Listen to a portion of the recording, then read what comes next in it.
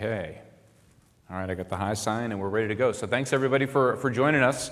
My name is Dave Shacochis. I run product management at CenturyLink. And for those of you that might not be familiar with CenturyLink and who we are, CenturyLink, one way to think about CenturyLink is it's sort of a roll-up of a significant percentage of all the fiber that's been laid around the world for business over the past 10 years. So there's companies like Quest and Level 3 and Global Crossing that have all rolled up into this, our current entity called CenturyLink. We're a Fortune 200 company that runs a very significant portion of the world's network. But running as part of that network, some of the things that allows us to do is really see a tremendous amount of what's going on throughout the network. And so we have a significant cybersecurity capability and a set of services that we deliver around cyber.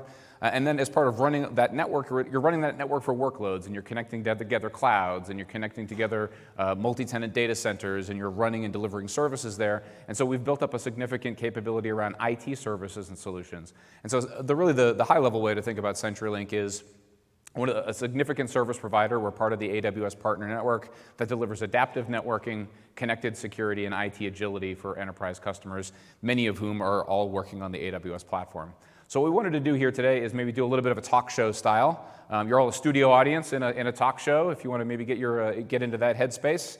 We don't need any laugh lines, or there's not going to be any applause signs or anything, but we do want to tell you some true stories about how we've helped customers achieve success on the AWS platform with that mix of connected security, with adaptive networking and IT agility. So maybe I'll invite Michael Garavaglia up, one of our operations leads, to get into this first use case with a customer. So Michael, I'll let Michael come on up and introduce himself, and then we'll get started. So Michael, thanks for joining us. Thanks for coming on the show. Thank you, Dave. I appreciate the opportunity to be here. Cool. So you are very familiar with. Well, actually, tell everybody a little bit about what you do around the CenturyLink portfolio. Sure. At CenturyLink, I manage our U.S. cloud and middleware applications teams. Been with the company a little over 8 years. Variety of different roles, and back in operations where I feel like I belong. Cool.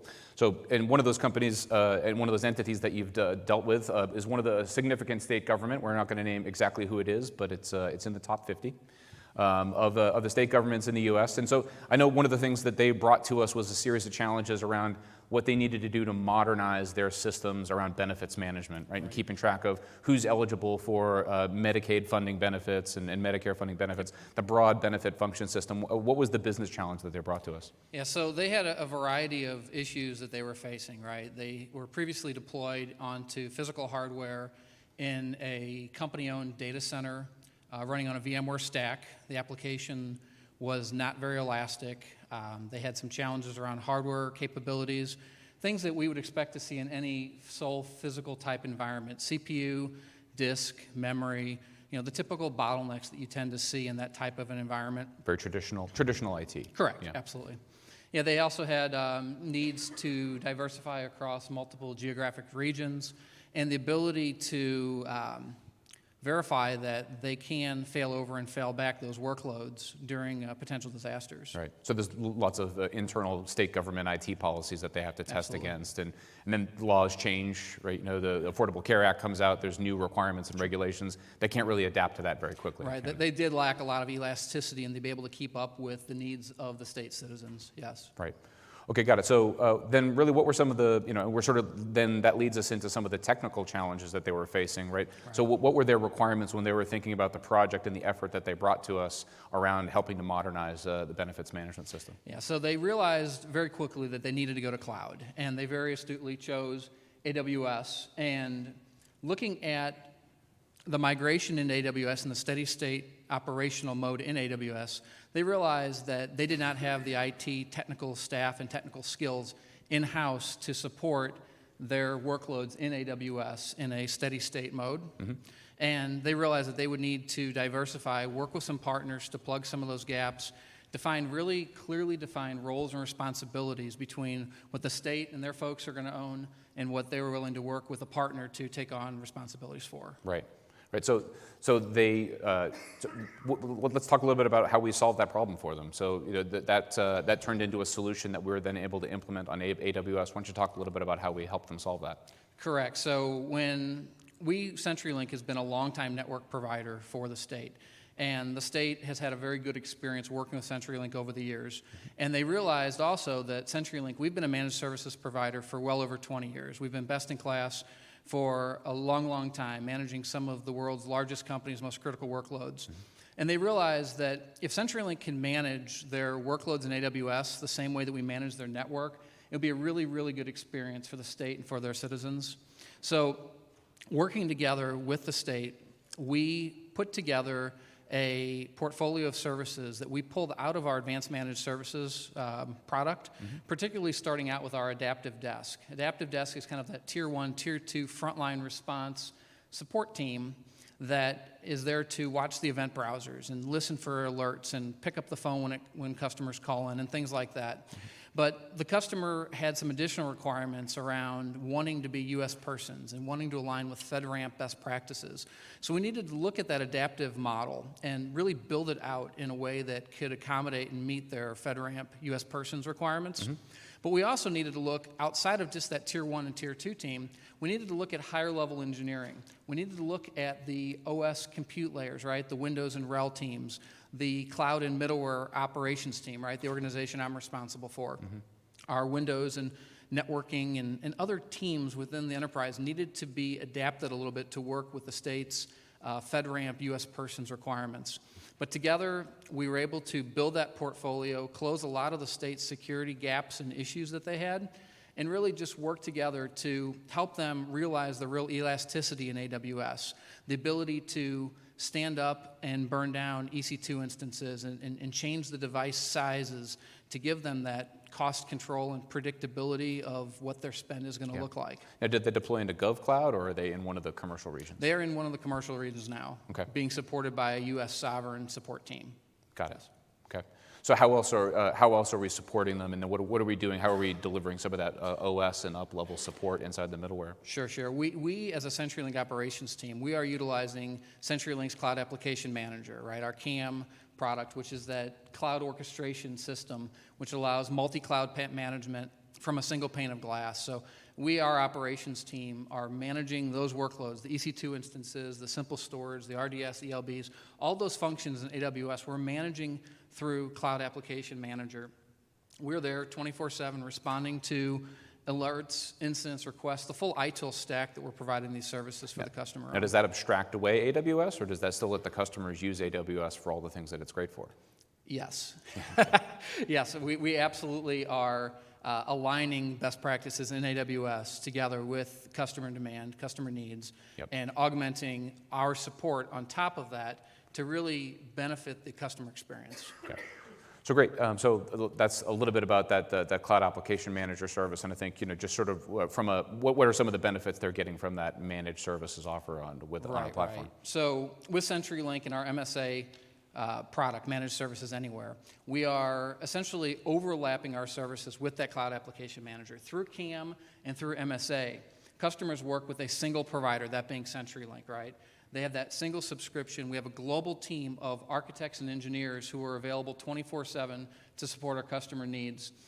As a MSA customer under CAM, you also are entitled to a CenturyLink Technical Account Manager. This is a named designated resource who is there to work with you, our customers, through onboarding, through the day-to-day operational needs. They're really your liaison between your IT folks as a customer and CenturyLink's operations engineers. They're also there to liaise with AWS, and if we need escalation into AWS, work with AWS TAMs, so on and so forth. Got it. So to your earlier point, we're managing their cloud environment in a consistent model with the consistent kind of engagement framework that they get when they're managing their network connectivity throughout the state. Right. Great. Absolutely. Well, really appreciate you coming up, Michael. That sounds fascinating. So that's a way we were able to help one of our state government customers. CenturyLink does a lot of business with different state governments and government entities, and has those regulatory requirements as well as the commercial and contracting requirements, because doing business with government agencies it has its own is no joke from a contracting standpoint as well. So that's great. Thanks for your discussing some of the IT agility solutions. And then we'd love to now invite up Steve to come on up to talk a little bit about what we're doing with another customer. Steve, come on up. I think Steve has some hype music, so we'll let Steve walk up here with a little bit of a hype video.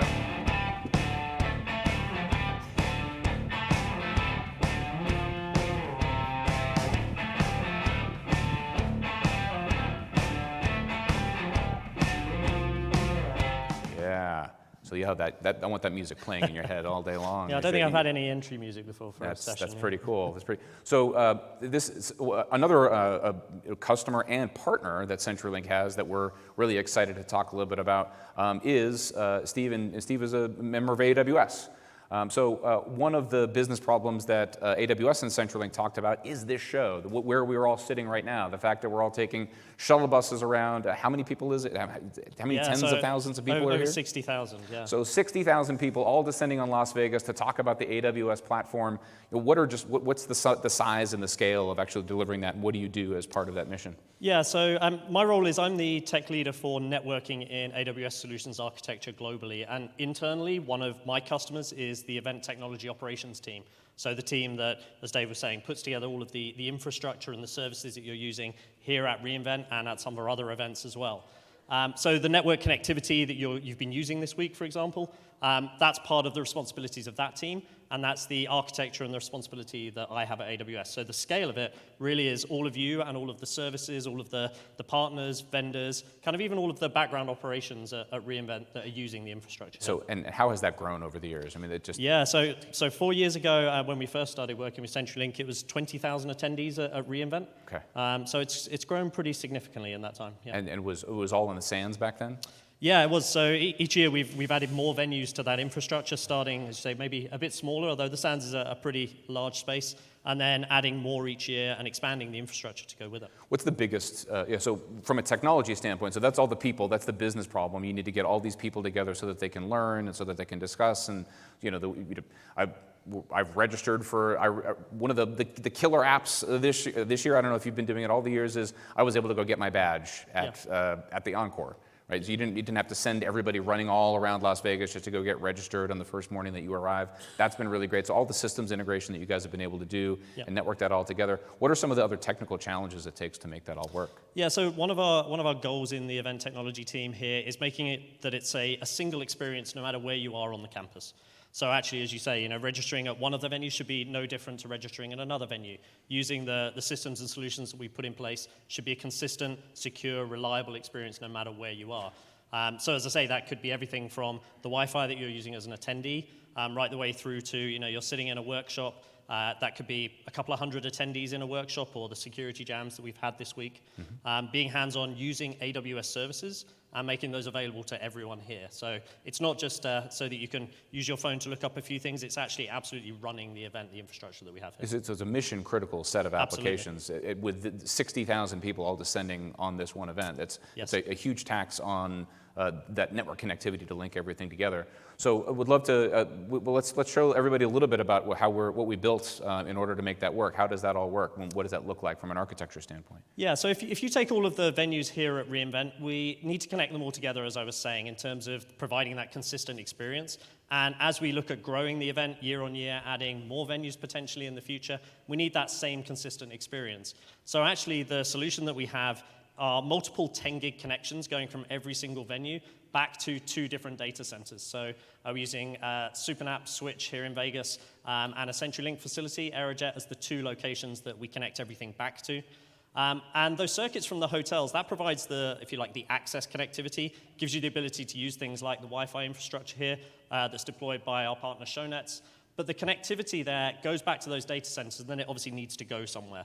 And that's also the other piece that we work very closely with CenturyLink on and have done for the last couple of years. Right, so the SuperNAP is the Direct Connect gateway that we then are able to get into the regions with? Yeah, so SuperNAP hosts one of the Direct Connect locations for us. We have multiple around the world. And we have AWS backbone infrastructure in that location, so we can pick up Direct Connect there. But one of our patterns here, and considering that AWS here is being a customer of its own services, we're consuming Direct Connect just like any customer would. We also want to connect to other Direct Connect locations as well within this infrastructure. So as well as connecting locally in Las Vegas, we also take connections out to LA and over to Dallas as well as bringing in IP transit from the CenturyLink network. Yeah, so going back, rolling back the clock 4 years to where, what it used to look like when it was all sitting at the Sands. What does this diagram look like 4 years ago, and how has it scaled, and how has your team and our team worked together to adapt this? Yeah, absolutely. So back 4 years ago, the Direct Connect infrastructure that we used back then was just at 1 gig. The connectivity was pretty much all local to the SANs because, as you said, we were within one venue. Yep. So all of the connectivity was there. We didn't need anywhere near the amount of bandwidth we do now, but in that time, obviously, the requirements have changed. We're pushing a lot of traffic over the network. We were looking at some of the stats earlier, and we're well over kind of 12 gig per second of traffic running over the network in normal operation during the day. So yeah, it's changed a little bit since then. What stresses the network the most? Who's the culprit? It depends, actually. It depends on the different uses on it. So we do a lot of video streaming across the network. So if you've been to any of the overflow rooms, for example, where you haven't made it over to one building to see a session, we're actually multicasting that video content across this infrastructure. So it's going across these 10 gig connections through the data center and out to all of the other venues. So that's one that stresses it perhaps more locally in the metro. And then going out to the internet, frankly, it's the use of all the AWS services. As it might be kind of obvious, you're at an AWS event, a lot of people are using the AWS services, and therefore that connectivity going out over Direct Connect, that would be the other significant use. Got it. Yeah. Well, the network seems to have worked flawlessly, as far as anyone here can tell. Here we all are. We all found the room, and we're all live here. So, really great. I appreciate you coming on up and talking to us a little bit about this solution that we were able to achieve for all of us here, and then for the AWS and CenturyLink partnership. So, Brilliant. thank you, Thanks Steve. very much. Yeah, good Cheers. to meet you. Cheers. Next up, so thank you, Steve. Next up, we have Brian Thornton is going to join us. Brian is a cloud architect inside of CenturyLink's advanced technologies team. I'll let Brian sort of introduce himself and give a little bit of his background. Sure. You're safe. Yeah, my name is Brian Thorne. I'm a solution architect in the cloud hosting and IT services team. I took a little bit of a break from a company to do a startup, but next year would have been 21 years. Nice. Okay, well, that's good. So that's a lot of experience. And I know one of the accounts that you've had a chance to get experience with here over the past 6 to 9 months is a pretty major food and beverage company that we've had a relationship with for a little while.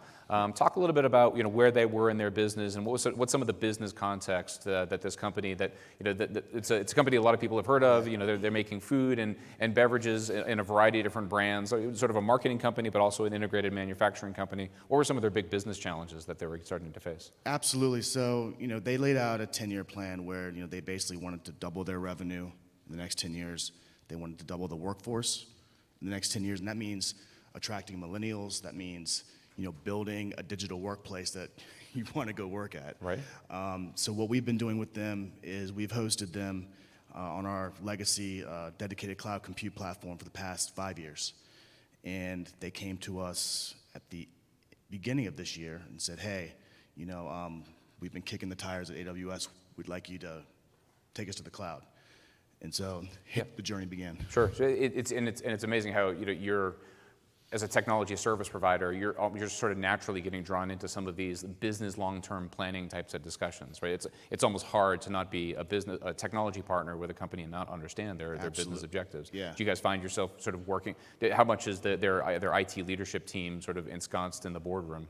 Oh, absolutely. I mean, from day one, the kind of our guiding principle in this exercise was, we want the digital technology team to be the single source of technology sourcing for all of the segments and brands. And is it a global mandate? I know some of the notes that we jotted down here as Absolutely, we were talking about getting it ready, they have sort of a global sustainability view as well, don't they? Absolutely. I mean, if you look at the most major CPG, companies, they're definitely sustainability is number one on the list. Yep.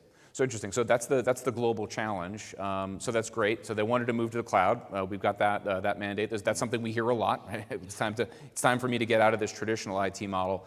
Also, and what you also mentioned there too is that we were working with them on sort of some dedicated models, but it sounded like you're saying that they had already moved into the service provider model for a while. So it was easier for them to say, okay, service provider partner, take me to the cloud, when they weren't necessarily looking at IT as something they were already doing in-house, right? Right. So they fully outsourced the IT operations to us, like I said, for the past 5 years. We have a very rigorous program around, how we monitor their systems when a database server or a web server or an app server goes bump in the night. We have specific, for each server, we have specific protocol that we follow, so we don't have to wake them up at 2 o'clock in the morning. Sure. So, but easier to start to make that next leap to the cloud when you're already in a mode where your IT mentality is somebody does this for me. Yep. right? So somebody does this for me on an automated cloud platform is the next logical step. So speaking of that next logical step, what were some of the challenges, right? Because not in a traditional model, then moving to the cloud, there's got to be a certain number of things that we're going to have to change or refactor or be rehosted. Absolutely. So, what we did is, we analyzed every single application that we host with them today. We broke them up into, the different categories, and, started to really, so early on, our executive sponsor, he laid out exactly what the core principles for the program were going to be. Number one was security. So as a global company, they have privacy concerns for some of their consumer-facing sites. We were very cognizant of that. We do provide some hosting for some PCI workloads. So that was number one. Number one, security was number one. Next was, they wanted to use as little IaaS as possible, in their words. They wanted to leverage native AWS services wherever possible. The whole thing, our goal was to automate everything. So, the best way to automate that was to use cloud native services. So, we took that into account when we were creating our kind of design principles. Yep. So, okay, so then what was that sort of that process as you're and that's one of the things I think you hear a lot about are these migrations to the cloud. The first thing is just sort of inventorying and knowing thyself, right? It's fine to say we're going to the cloud, knowing what is actually on the truck to move there and why and how it all classifies. Did you guys sort of think about a classification system about how that should all work? Absolutely. So, I broke it out into, what our kind of shared service platforms were for IT, and then I looked at, each of the segment sites and what the inventory portfolio looked like, and then each of the brands. And then, I worked with, my digital web operations teams at the client to identify, the high priority sites, low priority sites. Yeah, and so they fit into. So I think you sent some sketches here about how those different patterns work. So talk a little bit about each of these 4 patterns that you guys were able to sort of take all those applications and then break them down into one of these 4 patterns, right? Yeah, one of our also existing challenges was chargeback. With this classic IaaS solution, it's basically a divide by. So, whether your site's getting 1 million hits a day or 1,000 hits a day, you're paying the same price. So, we wanted to make that a little bit more equitable in this new environment as well. So, the tagging strategy was huge in coming up with some of these design patterns. So what we did is, I looked at the number one kind of design pattern that we wanted to have some of these more, info page, we wanted them to look more like static website hosting.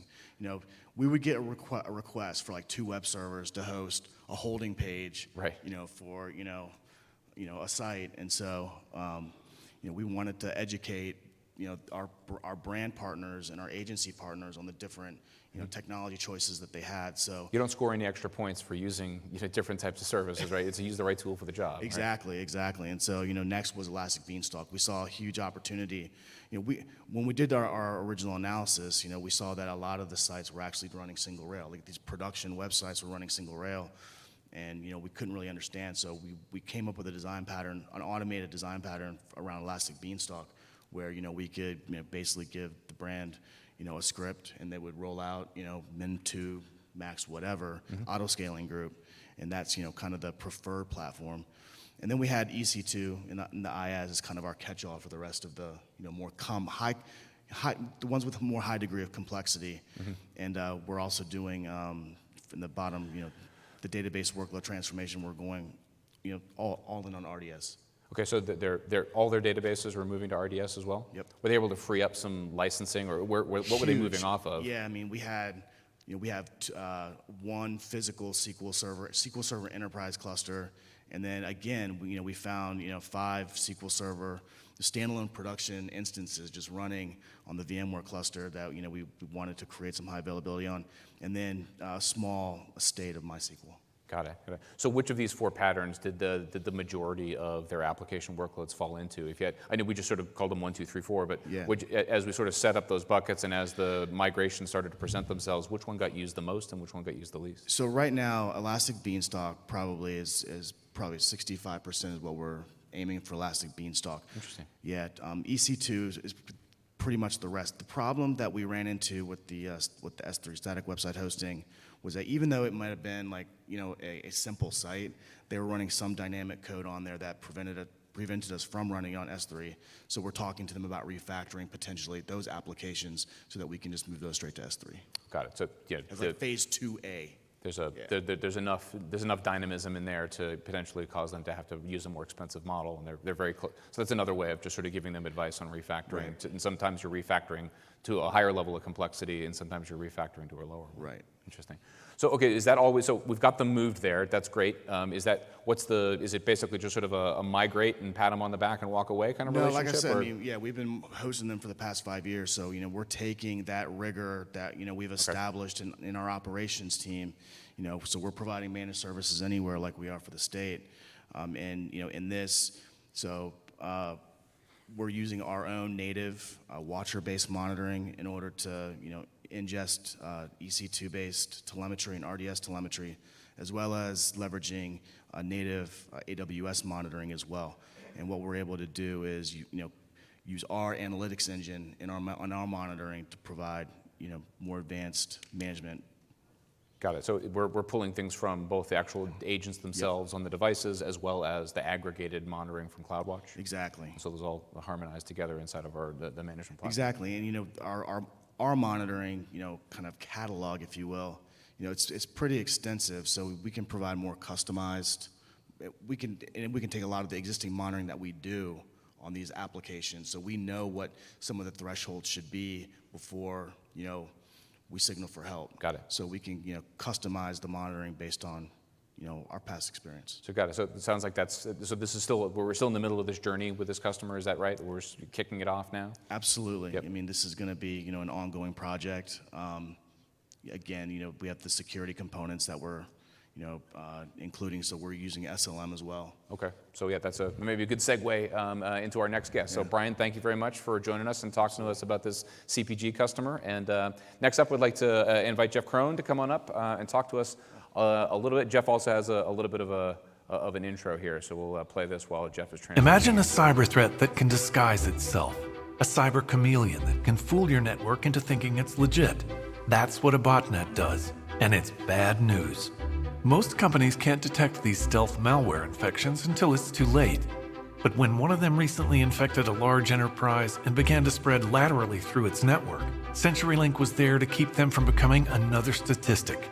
Before working with CenturyLink, our client's cybersecurity program was managed by multiple vendors, which left them unable to protect perimeters and endpoints and maintain log sources. Their network was performing poorly, and their threat response times were slow. Our comprehensive analytics and threat management portfolio changed that.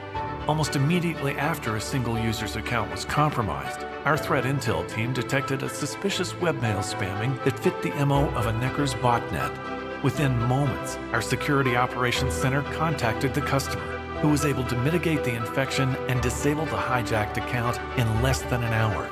This is just one of the ways CenturyLink is turning the tables on botnets and other cyber threats. We have the experts and solutions to strengthen enterprise IT security, so you can identify and mitigate real threats faster. CenturyLink Connected Security Services. See more, stop more. Very cool. Very scary. Jeff Crone, thanks for joining us. So, Jeff, I know we had talked a little bit about a manufacturing use case and a customer that ad sort of articulates and really brings to life. So let's talk a little bit about what this manufacturing company was doing, what kind of footprint that they had, what were some of their exposures, and as they were starting to think about and leveraging their IT infrastructure for some of their manufacturing business reasons, what were some of the risk mitigations that they started talking to us about? So this manufacturing organization, they started to realize that to grow, I mean, this is a global manufacturing organization, so they had all of these different endpoints or all these different access points into their network, and the scale to be able to ingest those logs, understand what is actually happening in those logs, put that into a context where they can actually identify saying, holy cow, something's actually happening over here. I'm not aware of what's going on. They didn't have the tools in place to actually bring it all under one house, look at it from a single pane of glass, and actually respond to it in a comprehensive manner. Okay.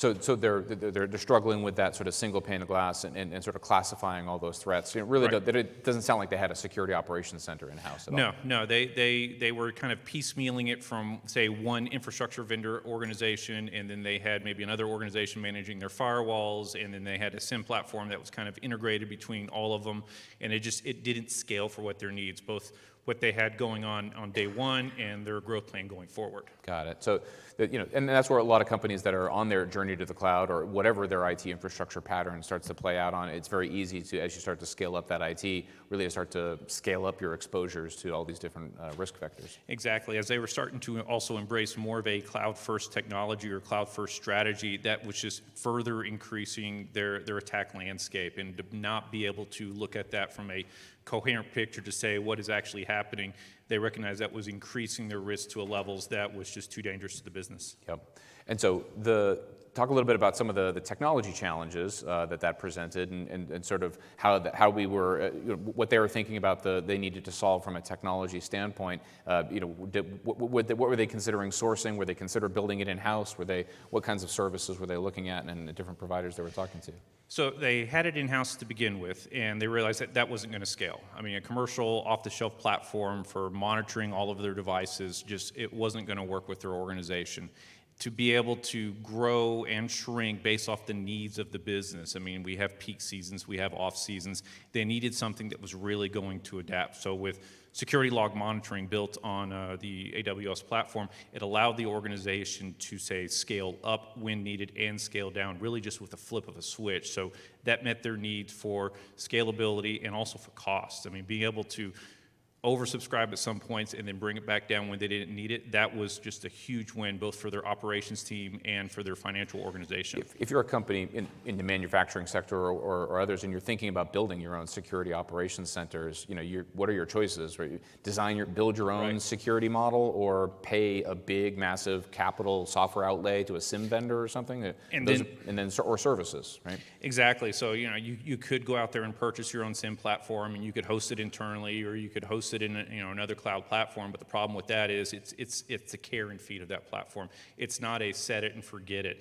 You need to constantly update use cases. You're updating your dashboards. You're making sure your logs are coming in cleanly. You need to do 24/7 on this platform. Otherwise, it's not going to bring value to your organization, and you're going to end up with a breach. So some of those breaches and some of the mitigations on the sort of the video when you were walking up, one of the things, I'm not sure, there was the phrase botnets and C2S. Right. Talk a little bit about what is botnet is probably well known and well understood by the audience, but what is C2S and how do those two play together? So a command and control server. So for this instance and many organizations that we work with, we, as CenturyLink being one of the largest, if not the largest global provider for internet, and so most of the internet traffic in the world traverses our backbone, we see the bad actors out there. So we were able to take that take that data, combine it with our security log monitoring platform, and say, customer A, we see you communicating with this C2 server, and we're able to drill down that much faster in order to actually keep the data from leaving their environment much quicker. Got it. Okay. So interesting. So let's talk a little bit about the solution that we were able to implement for this manufacturing customer, how we leveraged AWS, and I think we leveraged AWS in some creative ways, and a lot of it focused around working with S3, right? Right, that's exactly right. So from a security log monitoring standpoint, the only thing that we're actually deploying is a collection appliance that actually is ingesting the data. That's the log collection appliance there. That's ingesting the data, and then everything else gets sent off AWS. So that LCA encrypts, compresses, and ships off, and that's where all the analytics happen. So give a little bit of historical context. Recently, as in, let's say, the last year, we were using one query type of engine that was searching these logs, taking hundreds of seconds actually to do based off the size of the data. Right. By using the S3 buckets and Amazon Athena, we were able to cut that searching through the logs, the analytics on the logs, from hundreds of seconds to milliseconds. So I think the average query now, say across 100 gig, is about 12 milliseconds. That means your threat hunting activities, being able to comb through your logs, being able to identify those threats faster, is occurring almost real time, and that is a huge thing when you think about seconds could be megabytes, if not gigabytes of data leaving your environment. So the faster I can identify that, the faster I can actually stop it and protect the organization. So with those Athena queries and optimized querying against the customer's log file patterns, what are you comparing it against? What are you looking for when we're searching those logs? I'm comparing against the threat intelligence that we're receiving from our backbone network. I'm comparing it against their historical behavior, so user-based analytics. I'm comparing that, bringing it all together, bringing in all those sources of information into one pane of glass. That way, both my security operations center that looks at this 24/7, in addition to the customer's resources that are wanting to still have a footprint inside a security operations center, it's bringing this all together to allow them to really easily comb through the data to actually find out what's happening, where's my exposure, and then also what value is the security organization for the customer bringing to their board. Right. So when we have this security operations center stood up, how does the customer interact with it, and how does the security operations sort of service that we've created, how does that interact with the rest of their IT organization? It depends, I guess you could say, but we are extremely flexible just based on where the customer wants a security provider to be integrated within their security practice. So for this particular organization, it was a crawl, walk, run type of approach. We started off small, where we were just providing the analytics, and then we started to grow into it and leverage more and more of the platform. The platform is built to be modular, so an organization may say, I want to start with just checking a compliance box. I just want to ingest data. Now I want to be able to add in additional analytics, additional threat intelligence. That's additional boxes that we just spin up within minutes within the platform.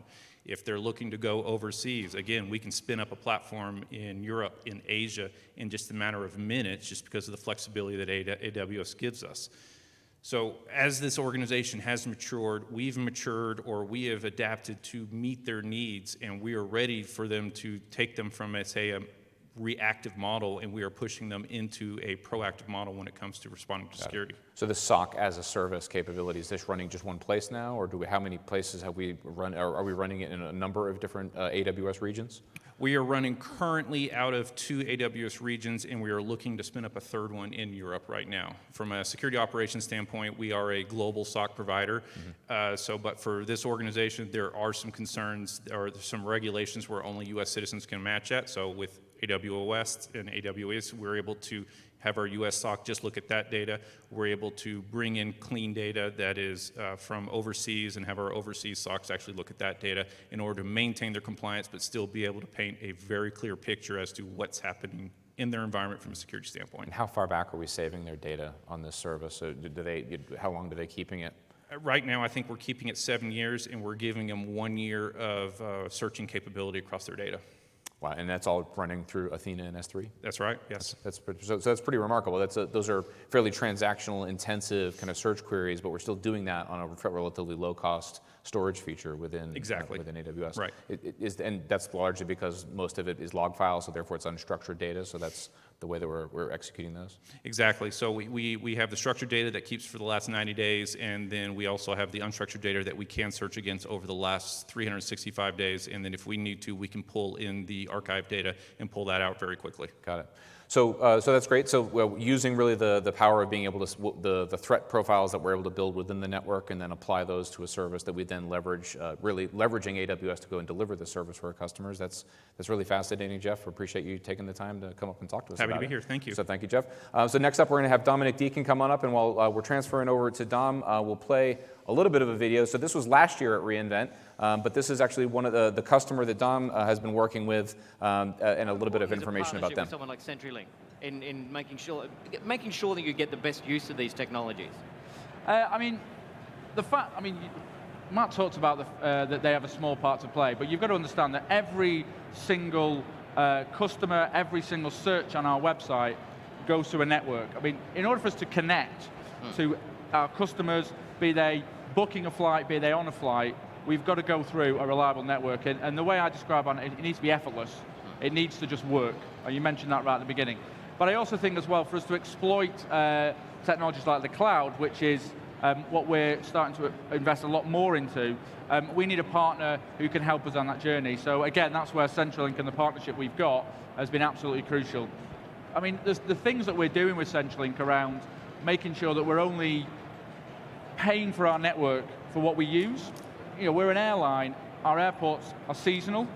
So kind of traditional networks, what you'll end up doing is paying for bandwidth all year, when in the winter seasons, if you're not flying there, that's dead money. Yeah. So, I mean, it's simple things like that, but that makes a huge difference towards from a cost-based perspective. And time of day, I assume that affects that as well, right? Absolutely. Yeah. I mean, clearly in our summer periods, we fly a lot, so our time of day during the summer, there's not that many hours we don't fly. You got a lot of daylight over there, right? But certainly in winter, where we have our kind of summer destinations, it makes a big, big difference. And that's cost we pass on to the customer as well, which is massively important. Yeah, what is it about the customer that I guess that you don't know?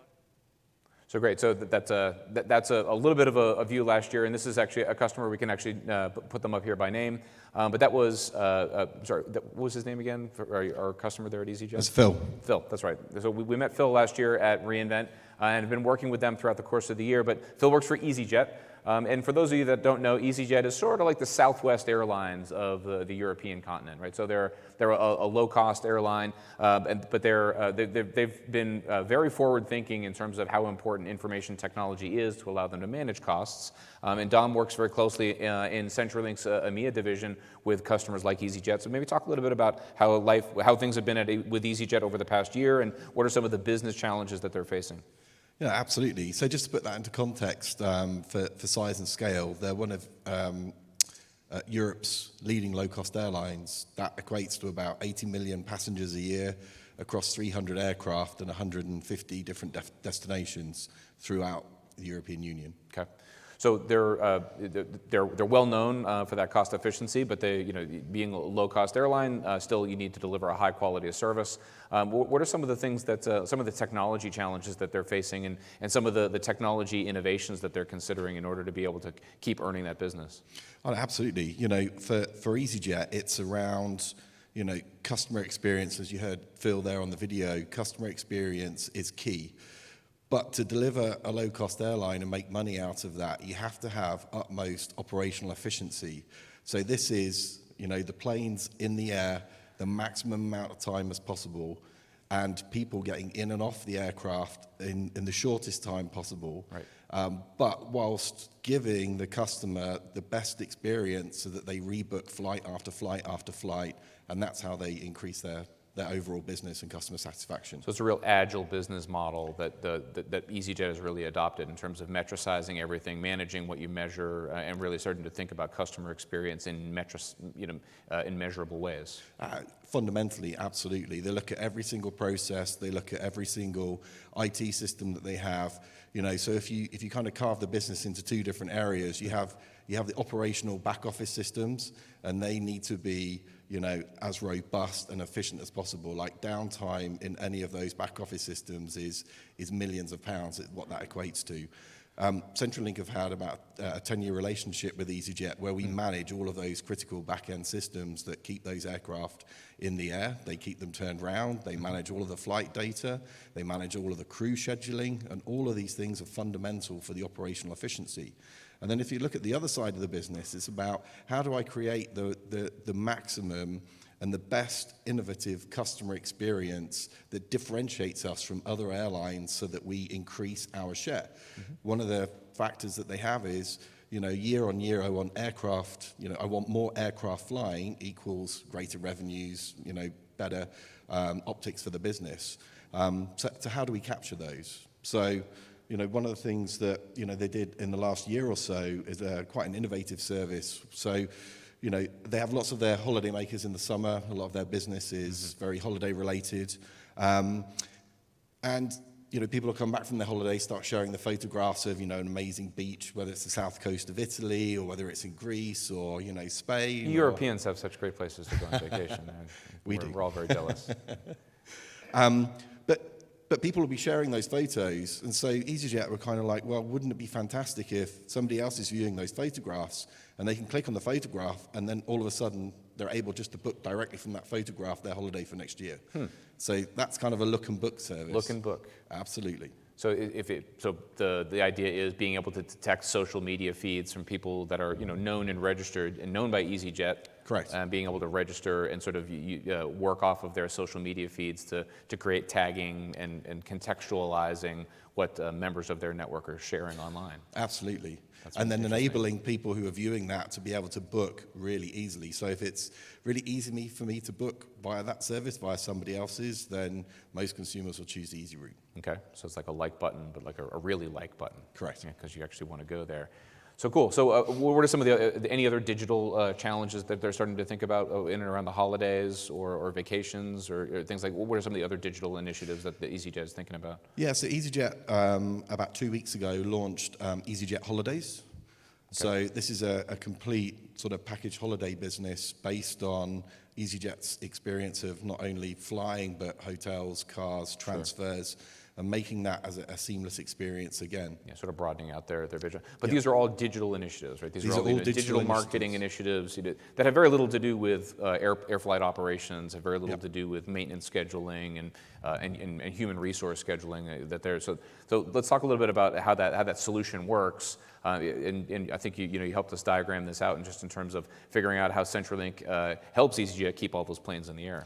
Absolutely. So if we look at the two sides of things at this moment in time, so we have the operations of running an airline and all those critical applications sit in a VMware environment fully managed by CenturyLink today.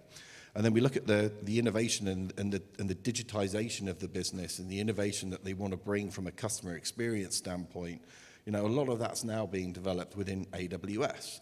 So they are an organization that are in a true hybrid mode of absolutely utilizing public cloud and all of those advantages that enables them to deliver for a digital customer experience, while still having core services sat managed with 100% uptime and the integration between the private cloud and the public cloud to deliver the overall operational efficiency of the business. Yeah, so a hybrid solution isn't really a hybrid unless the network is linking both sides of the solution together, right? Yeah, so that's the final key to everything that we deliver for EasyJet is the fundamental network connectivity between the operational key mission critical applications, maintenance facilities, airports, staff locations. Absolutely, yeah, and whether it's parts ordering, whether it's so staff. that's what's sort of on the bottom of this diagram. Am I looking at it right? Yeah, so actually all of those applications are in the middle, and then what we have, all of the EasyJet locations are at the bottom here. So these are every single EasyJet office. This is every single airport that they operate in, over 150. So that's 150 different connections that need to go in across Europe. All of the HQ, and then all of the hub offices, and then all of the other facilities, whether it's maintenance facility, et cetera, that all need to be connected together and meshed together via the CenturyLink network. So that then traverses through the CenturyLink data centers, and on the flip side of that, all of that connectivity then goes into AWS as well, so that as EasyJet, I get seamless connectivity between not only my locations, my mission-critical applications, but also my digital innovation platform. So I know one of the things they're also probably, I would imagine, thinking about is starting to look at some of those VMware environments, and instead of having them in their traditional data center model, starting to move those to VMware Cloud on AWS. Absolutely. So they're thinking of that. That's the whole part of the modernization and transformation program that EasyJet are going through at this moment in time. VMC on AWS is one of those kind of key critical new ways of being able to interconnect what I do within AWS with some of my VMware workloads, and actually, some of the digital innovation will start to go into VMC on AWS at some point in the future. But I would imagine as the workloads start to shift around from traditional data center models into VMware Cloud on AWS, the network has to adapt with it. Yeah, absolutely correct. Right. Yeah, the network needs to be as flexible as possible, and as you heard Phil on the video previously, then I want to be able to have the right network at the right time at the right price point. Yeah, right location. Really interesting. So Don, my friend, thank you for coming up and talking to us a little bit about how EasyJet leverages AWS and some of the ways that we're helping them on that journey. So those are the 5 case studies and use cases. These are all, as we said, true stories of the way that CenturyLink and our service platform helps customers achieve success on AWS. I hope it was helpful to everybody and reasonably informative. Thank you for coming, and I hope everybody has a great evening here tonight at the replay party. So thanks everybody for coming.